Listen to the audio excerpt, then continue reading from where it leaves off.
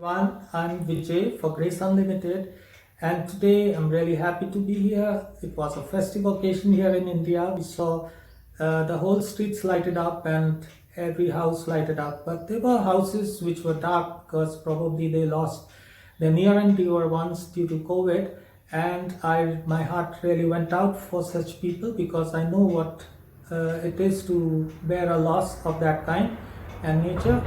And I wondered why we undergo such times in our lives. Then it struck me that it's written in the Bible that when we are weakest, God makes strength in our weaknesses. So we must never feel bogged down. And then I want to tell all such people that I have been through this in my life as well. And you know, I saw it in this manner that in God's kingdom, the ones who are very, very uh, weak and fragile, who appear to look like they are very weak and fragile, or they are undergoing a lot of suffering, are actually the people who have taken the brunt of enemy's attack upon themselves, so that the ones behind are secure and safe and they don't get affected by the enemy, because probably there is a reason that those people who appear to be very strong are not actually very strong in that manner and fashion. And when the enemy attacks them, they totally break down. And I've seen people commit suicides. They kill themselves on coming to know that they had a cancer of some nature. So they are not so strong mentally. They are not so strong, or as they appear to us, because these people don't have perseverance. And the people who are suffering, and they are suffering only because these people are chosen by God to take the brunt of attack upon themselves and save the people who are behind. Now, such people who are suffering are very, very strong because they are actually Lord's forward line of defense. So this is one angle and approach by which you can see yourselves to be in, so that it gives you encouragement, it gives you courage that we have to go ahead stronger than ever, and fulfill the tasks that God has chosen us for, because ultimately all of us are over here for a limited period of time, and we have to accomplish the tasks that have been set before us. So in that good note, I would pray for all of you who have gone through this experience in your lives, that God makes strength in your weaknesses and lifts you up and lifts your spirits up, and gives you purpose and meaning in your life. Now, I would like to ask you one question. Whose magic works in this world? Does your magic work, or God's magic works? As far as I see, when a storm is approaching you, you don't have the empowerment to change its course or stop it from uprooting your lives. But if it happens by the grace of God. So that is how I say that God's magic works. And then when God's magic works in our lives, then why don't we trust upon Him? There's a strange kind of a thought that comes into my mind, that we believe upon things that are again not so believable. But if I have to tell you to believe upon the simple thing like a God, or to believe upon Jesus, that becomes extremely difficult. If I tell you, okay, believe that the scientists told you that, okay, energy got predicted overnight from nowhere. Now that's actually a ridiculous statement. When you are saying energy got predicted, and then you say that it got predicted from nowhere, what do I understand about such a statement that you make? What do you mean by nowhere? What do you mean by there was nothing and something came out of nothing? So that is again an absurd statement. But yes, if I have a ready answer to it, and if I tell you that, okay, the Creator did it, or if I say that Jesus is also, he took his embodiment of love, God, he came into our midst through Jesus.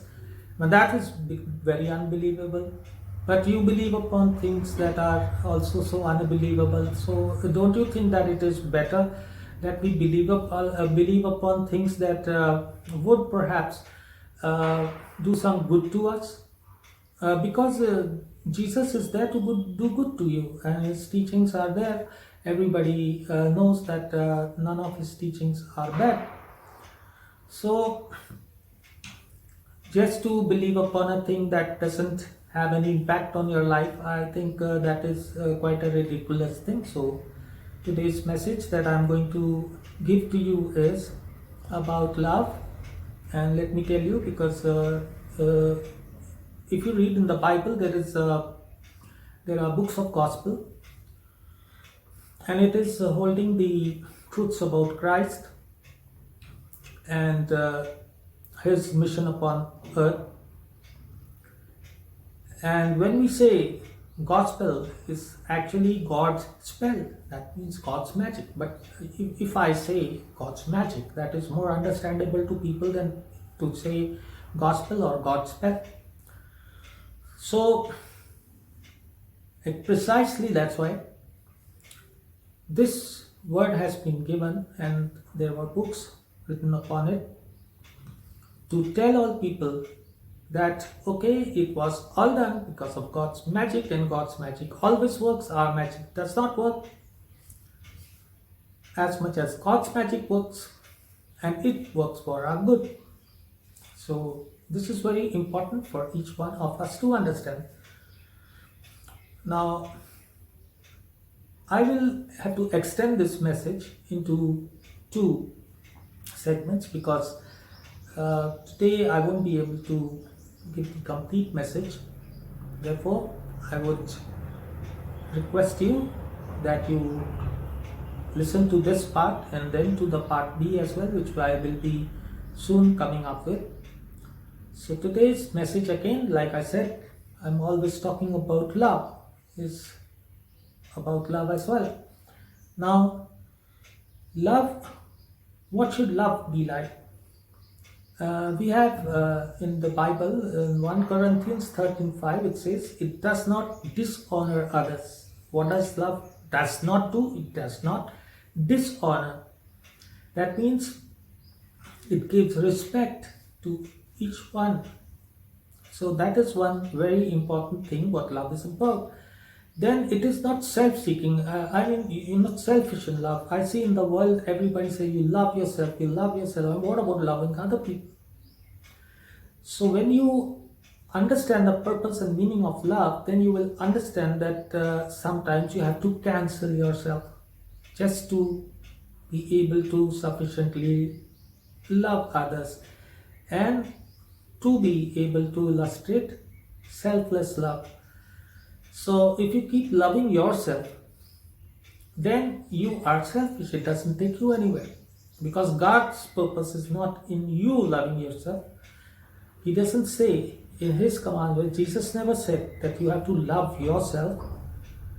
He said that you have to love your God with all your heart and soul, and you have to love your neighbor like yourself. So that is actually trying to tell you that you have to unconditionally love and do not keep a record. So that is what love is all about. So what is the 1 Corinthians 13 chapter 5th verse is saying? It is not easily angered. It keeps no records of wrongs. So that is the main thing. Now, let me say, a mother's love is the kind of love that actually illustrates God's love, and she doesn't get easily angered. She doesn't dishonor her children. Rather, I see mothers covering their children all the time, and sometimes it upsets me that when it's so obvious that the children are not doing the right thing, still trying to cover them sometimes is also spoiling them. But because it's mother and because she has selfless love, therefore this is a basic instinct that she has, and she acts according to her instincts. And she never keeps record of all the wrong things that the child does, because you see, the child definitely keeps records of what the mother never did right, or what the father never did right, or anybody else in the family never did right. But the mother, she tries to forgive and forget, and then that displays the true character of love. Now, what does Galatians 5th chapter 22-23 tells us? The Spirit produces love, joy, peace, patience, kindness, goodness, faithfulness, humility, and self-control.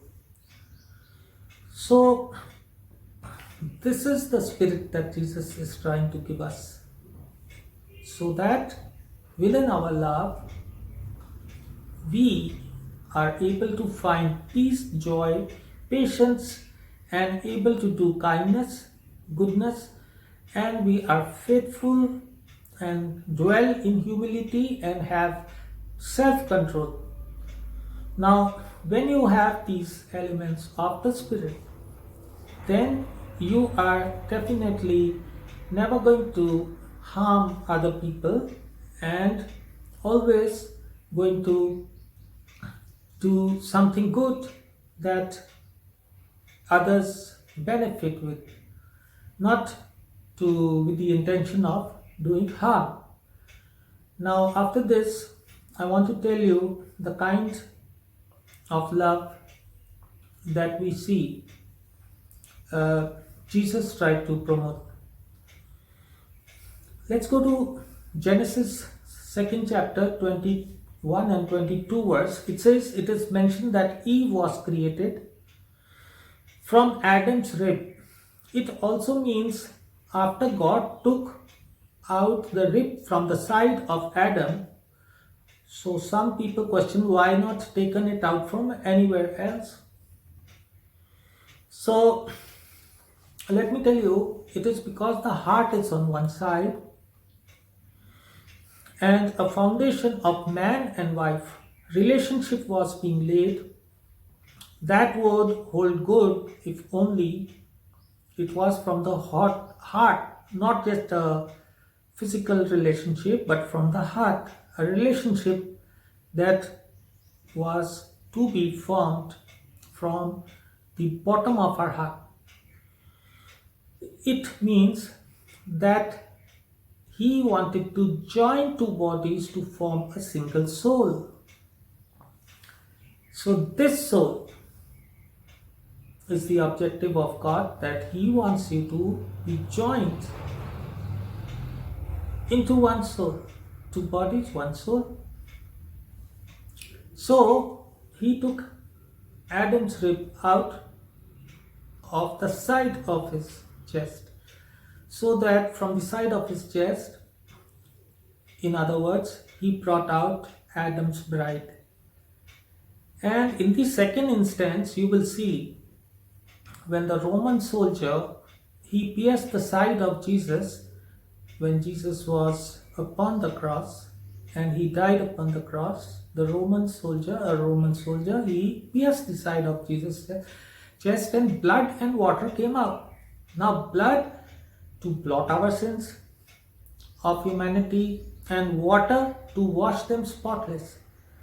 So if you want to see this verse in the Bible, you refer to the book of John 19:34, chapter 19 verse 34. So ideally that brought forth the church of living stones. Why? Because they pierced the heart of Jesus.